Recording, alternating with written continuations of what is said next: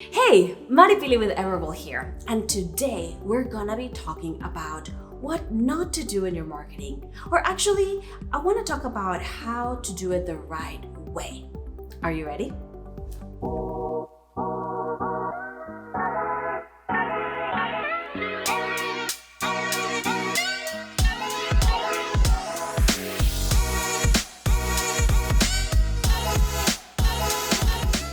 So today we're gonna be talking about words and how powerful they can be. Words can actually change the perception of something. You can use the same intention and phrase, but in a different way to make sure that you give the actual perception that you want to give to your audience. Little things kind of like, when you go to Chick-fil-A, and we all loved customer service at Chick-fil-A, we can all agree that it is amazing. So the fact that instead of saying the word thank you, you're welcome, when you say thank you, they actually say my pleasure. Like, how crazy is that this switch of words that mean the same thing at the end of the day can make you feel so much more special. So we want to use the same impact of words inside our marketing, inside our offer, because we do have a whole video about how to create an irresistible offer for your practice and your services. And yes, that is a huge element. You do have to have a great offer in order to make sure that your marketing and advertising work. But part of it, a great part of it, is the text and copy behind it. And so using the right words will actually make sure that you are attracting your ideal customer and your ideal client. With the right words, you can actually make and help your people see the value of your offer and your service and what is it that you can do for them. So when we're talking about marketing and advertising, there are a lot of tactics out there that, don't get me wrong, they work, and that's why they've been around for so long. Tactics such as the scarcity factor, there's only a few available. That always works really good. But there are also stuff like fear tactics. You want to make sure that people understand that, hey, this is only for a limited time, and this is for just this amount of people, or even kind of making them feel like if they don't get this service or offer, they're going to miss out. And again, don't get me wrong, we use those same tactics, but the words that we use with them have to be very unique to our ideal audience. We cannot use the same words for when we're talking to a man in his 30s than a woman in her 50s, right? We have to change those words depending on where they're at in their life, in their problem solution awareness, and we have to change them according to your brand. Does that make sense? All in all, what I'm really saying is that every single word has to be very thoughtful and intentional, and it does have to go along with your brand. So it's having a great offer and adding all those elements that we're talking about. Yes, the scarcity factor. Yes, a little bit of a fear technique here and there, but in the right words and mindset, it can make such a great impact. Now, a lot of marketers out there will tell you what to do and how exactly to use some of these tactics. And for me and for Everable especially, because we are in the med spa industry, because we understand the audience behind it, we like to use, like I said, these tactics in a different way. We understand the power of them and having those elements, but making sure that the words that we are using in our ad copy, our landing pages, in the social media, in the email newsletters, in our text and follow-up campaigns are according to our ideal audience, right? And we understand that the copy that we use is just a tool for integrity, honesty, and at the end of the day, we just really want to make sure that we're serving the right people. Like we say, when we are trying to sell in a consultation, don't think of it as that stereotypical car salesman, right? You're not selling just because you need to sell. Yes, you are a business. Yes, it is a monetary transaction. But at the end of the day, you want to serve the right people and you want to give them the package that they need to solve the problem that they have, right? So it is the same way with the copy that we use. We want to use it with integrity, with honesty, and serving the right people for the right problem. At the end of the day, you want to make people feel something, because once they leave that consultation room, they might not remember exactly everything that you said, but they will remember how they feel.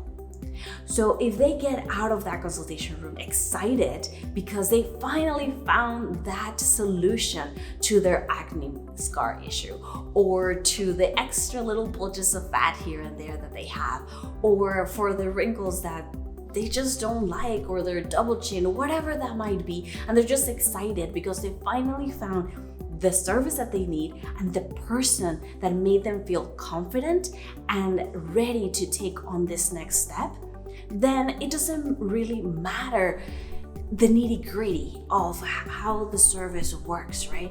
For them, at least. Now, it is very important that you make them feel this way with the words that you're using, because especially a lot of the patients, our clients, end up saying like, you know what, I might need to talk to my spouse about this, or let me just give it a few days to think about it. Maybe it's a big investment, but I am excited to get this started.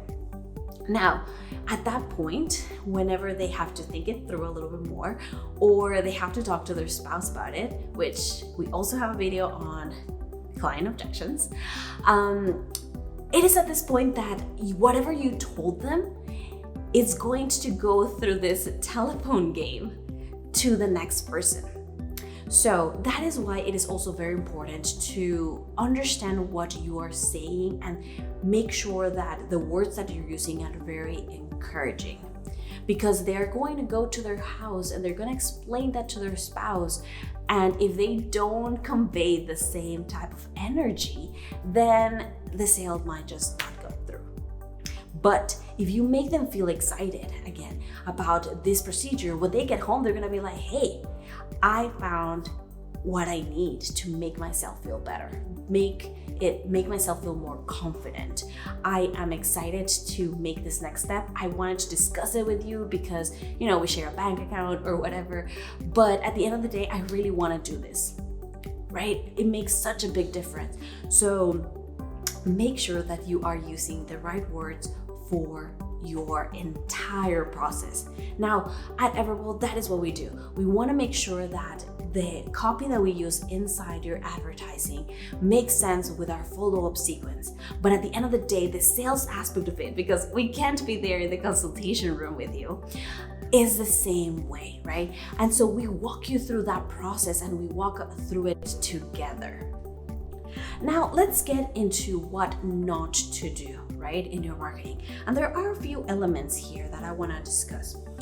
So first off, it's the fear factor.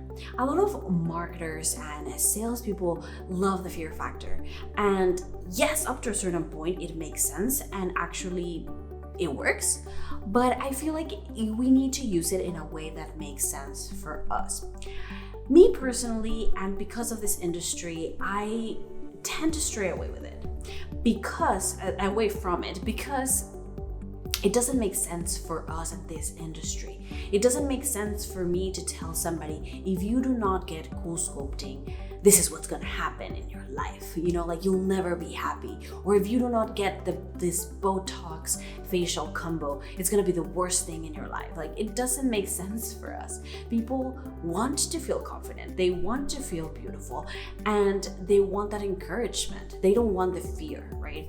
Now, I get the fear when it comes from the fear of missing out. We all have FOMO up to a certain point. So the fear of missing out an amazing med spa event. Yes, it makes sense, right? The fear of missing out on a great offer, because I've been thinking about getting Botox or filler for a while, and we do have a limited amount of a limited special offer. So the fear of missing out on that, yes, that makes sense. But we are not pressuring and we're not like engraving into that fear. You know what I mean? So definitely, if you are talking to your salesperson and you are talking to your marketing agency and they are using some of these fear factor techniques, then you should kind of like stray away from it or make sure that they're using it in the right way. Now, the other thing is the word just. So the word just, it's also a double-edged sword, right? Like you want to use it correctly because the word just can be so like powerful, but it can also diminish something. So it's not the same thing me saying like, hey, this is just $50. Which kind of makes sense. Like, hey, this is a service that could be hundreds of dollars, but just for this time, it is $50, right? Or we are doing like this special offer. So in that sense, the word just makes sense. But when you are using just in front of a service, then it can diminish the power. Like, oh, you just need some Botox. So it might make people feel like Botox is not this amazing thing that might actually solve their problem. It's just whatever. So you need to make sure to use that correctly. The other word that I feel like it might not be as powerful is the word honestly. If you start saying like, honestly, this is what's gonna happen, then it makes people feel in their back of their minds that anything you said prior to that might not be true. And you don't want that. You want to make sure that you are confident when you are selling and in your marketing and in your copy throughout everything. You want to make sure that people feel that confidence of the solution that you have for their issue or their challenge. So the word honestly, I would just stray away from it. Also, the words I feel like.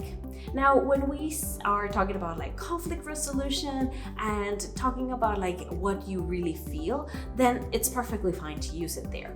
But when you start talking about your service and your offer and started with, I feel like this might be the best solution for you, you are inputting so much of your opinion in that person that they might not know whether to trust you or not just yet, right? Especially if you just met them. So the words I feel like, again, try to stray away from them. It makes it more of an opinion than giving them this feeling of satisfaction and excitement for the service and product. And finally, using negatives and uncertainties. This is a huge no. If you are using a lot of negatives, so when you are writing or in your sales pitch, then again, you're not making people feel confident about the service, and especially with uncertainties. This could probably be the solution for you. Well, is it or is it not? Do I really need Cool Sculpting or True Sculpt or M Sculpt, or am I okay the way I am? You know, if you're using those kind of words, then people are not going to feel that confidence when you are actually trying to portray the service. So make sure to, when you are writing and when you're practicing your sales pitch, to avoid negatives and avoid uncertainties as much as possible. So this is pretty much what we have for today, what not to do in your marketing and how to use it correctly. If you have any other questions, please make sure to keep following us, write a comment below, and I'll see you in the next video. Bye.